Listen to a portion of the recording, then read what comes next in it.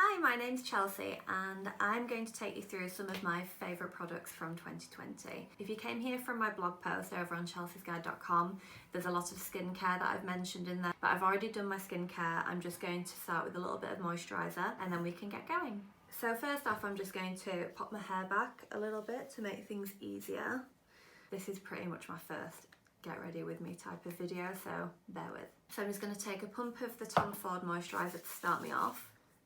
So moisturiser done. The part of my face that I always start on is my eyebrows and my eyeshadow. So what I've been using to do this is a Nars Soft Matte Concealer. And I actually use an eyeshadow brush to do this. It's just a Real Techniques crease brush, but I find it really good because it's like a fat saturated brush, so it kind of packs the product in and then I can blend it out into my eye really well. So that's what I like to do. So put a little bit on each eye and then I just blend out the rest. My skin has been a little bit hormonal at the minute too, so please excuse the blemishes around my face. Okay, so now we've got a concealer on the eye. I have been using the Revolution Bacon Finish Powder in Translucent just to set that on top as well. Now I'm actually just using a Kylie Jenner fluffy brush. I don't really use any of my brushes the way that I'm supposed to. I just kind of wing it.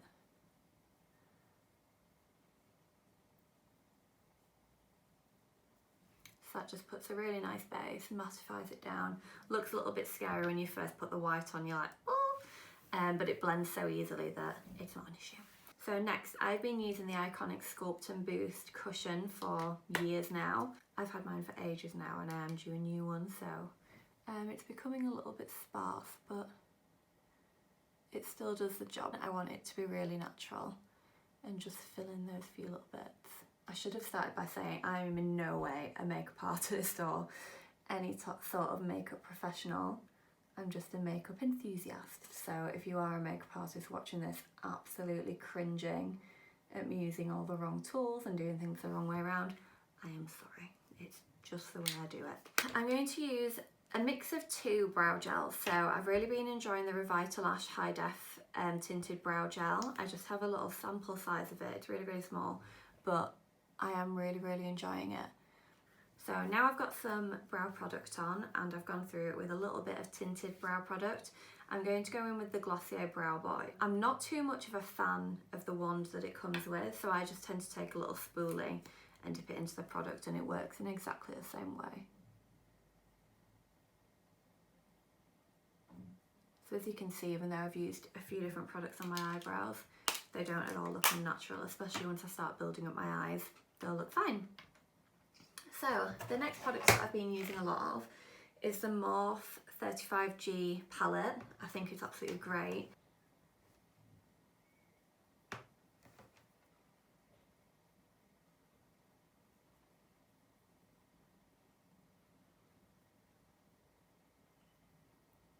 So I've just gone in with a really soft brown here and I'm just blending that all over my eye socket.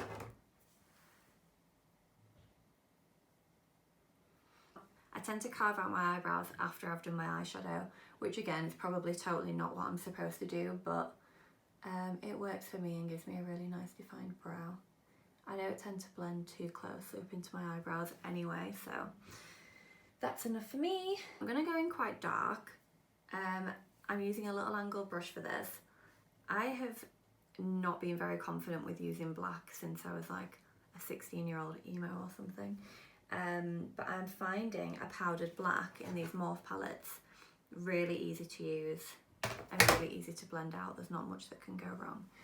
So I always start on the inside just to make sure that I don't do the line too thick all the way over and then like shit. So I start on my inner corner.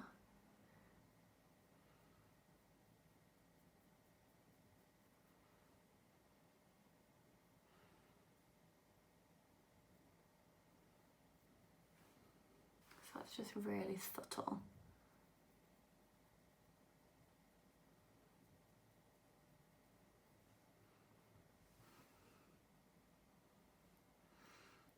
This is always my hardest thing, to get the flicks even. I normally end up with one that's cat eye and one that's completely doing its own thing.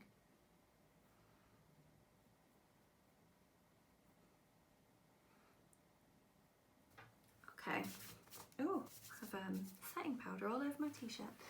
So they're looking pretty even right now. I'm just going to take a little bit of my Hourglass highlighting palette and put some of that on my inner corner. Even though I've done the flick right into my inner corner with the black, I just go around it with the highlighter rather than just taking it away completely. There we go, and I'd normally do this now, and then once I've done my base, I would usually go over it again anyway, just for good measure. Now my eyeshadow is done, I'm just going to carve my eyebrows out. So I'm just using the soft matte concealer again, and then on a flat brush. And I just take it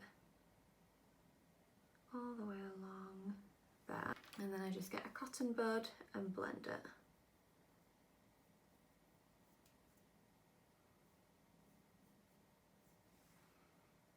So it's a little bit more defined.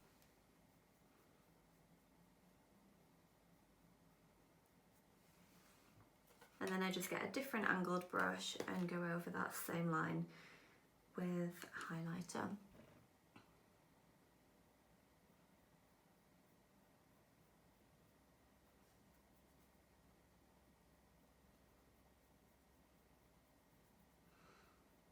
So one of my other faves has been the Caution Mascara by Hourglass. It's just incredible. I'm just going to use a little compact mirror for this as well.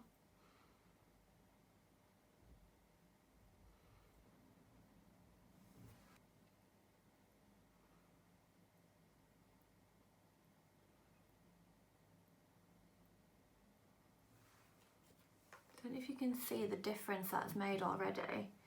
It's such a gorgeous mascara. I would definitely recommend it, especially because I'm not somebody who does or who even wants to wear false eyelashes every day. Like, it's just not me. I'm just not that great at putting them on. I wear them when I go out, but credit to anyone who can wear them every day, because I cannot. So moving on, a product that I've been using for foundation all year is actually a Chantecaille Tinted Moisturiser, the Just Skin one. I got, to be fair, it is one of my faves, but I need to have a tan when I use it, so this is probably going to look a little bit too orange for me when I apply it, but it is one of my faves and it's what I was using all summer. I always think about tinted moisturisers. It's a tinted moisturiser, but they tend to be just as thick as normal foundation, if not thicker, some of them, but then they just don't wear as long. So, but I think it always just sounds nice, doesn't it? Like when you say to someone, oh my god, your skin looks great, what are you wearing, what foundation is it? And they go, oh, it's just tinted moisturiser. You think, oh my god, so nice. But actually, the coverage level in this is not far off my Nars Sheer Glow. It's really not. But it does just look a little bit more natural when it's the right colour. Yeah, see, I'm having to like fully blend it in with my hairline because it's just a little bit too orange. But no matter, I always find with dark foundations, it's actually not the end of the world. Same with if it's like one shade too dark or one shade too light, you can warm a foundation up that's a little bit too pale with bronzer, and the same with if it's a little bit too dark, I can just put a little bit more concealer in the places that I want to be brighter. Through summer it was just a really nice light finish. Obviously now it's not the right colour, it looks probably a little bit muddier than it did, but I really, really rate it. Next, I'm just gonna go on my under eye. Again, I use this really dense crease brush and I just find it the best. I especially love it for concealing under my eyes because it's dense but little. You can really like twist it into all those little fine lines that you have, or that I have. And it just gives it a really airbrushed effect. But this concealer is fantastic. If you haven't tried it, I would really urge you to. I definitely enjoy it more than the Radiant Creamy, even though that's amazing too. I just think this is fantastic. Even though the Tinted Moisturiser was not quite the right colour for me, it's not looking as muddy now, so it's not as bad.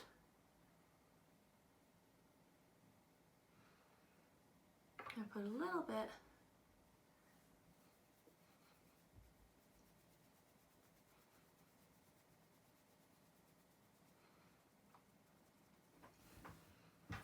See, I think that's totally changed the finish now. It's really evened it out a little bit, so that's great.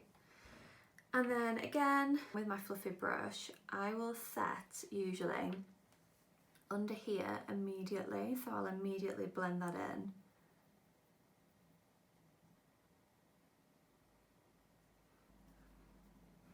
So that's blended straight away. And then I'll put a little bit more on, but leave that to bake.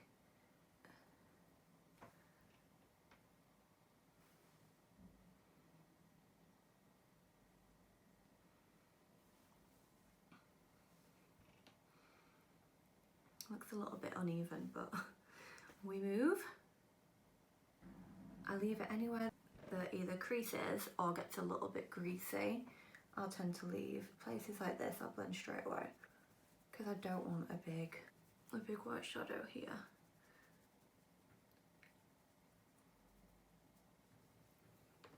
Okay, so now we're looking a little bit crazy with our baking powder on, letting that set. This is where I then start to do my bronzer. So I'm still using my absolutely huge Tom Ford bronzer. I love it. So I still do my temples, cheeks, temples, and I do the top of my forehead as well, just to give me a little bit of that shadow. Mine is cracked to smithereens right now, but mine's the shade Terror, and it's lasted ages. I think this is I think this is going on 2.5 years now. It's so good.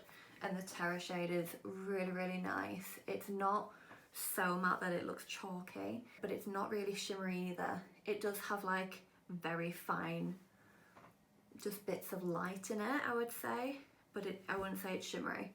So if you are a bit of a double chinned girl like me, you can create a bit of a shadow underneath your jaw with bronzer. There we go. Right, I am going to actually dust this off now because I don't want to leave it too long. There we go, that's so nice and bright. You do not have to, well, I don't find that you have to spend a lot on baking powder. Another fave, my Laura Mercier blusher. I never used to be a big blusher person, and now I absolutely adore it. When I was working in retail, I once was just the manager on that night for a Charlotte Tilbury masterclass, but something that the makeup artist on the night said was everybody blushes pink or rosy or something. No matter what colouring you are, nobody blushes bronze. So why is it that we're only using bronzer and no blusher? And it made total sense. So now that my under eyes are set, I am going to fan this out a little bit. So I've just got some of my Terra bronzer on my brush and smoke that out. Then we'll add a little bit more mascara and on the lower lashes as well. Okay, so for my highlight, I'm going to use the liquid Iconic London highlighting drops in the shade Original. And I've just got, this is quite an old beauty blender, but I keep it because it's really squishy, and I find that you just need something really soft when you're layering liquid over bronze, because otherwise you've got more chance of it separating. So I've just put it on here, just one drop, and then I've spread it around with my finger so it's not as concentrated. And then I'm very lightly going to just tap it over the top of my cheeks. I really like it. And if you do really want to take it up a notch, you can layer your powder ones over your liquid one. In fact, let's do that now. So I'll get the M-Resi. Okay, lastly, I think we just need to add some lipstick. And then that's just quite a nice daytime look.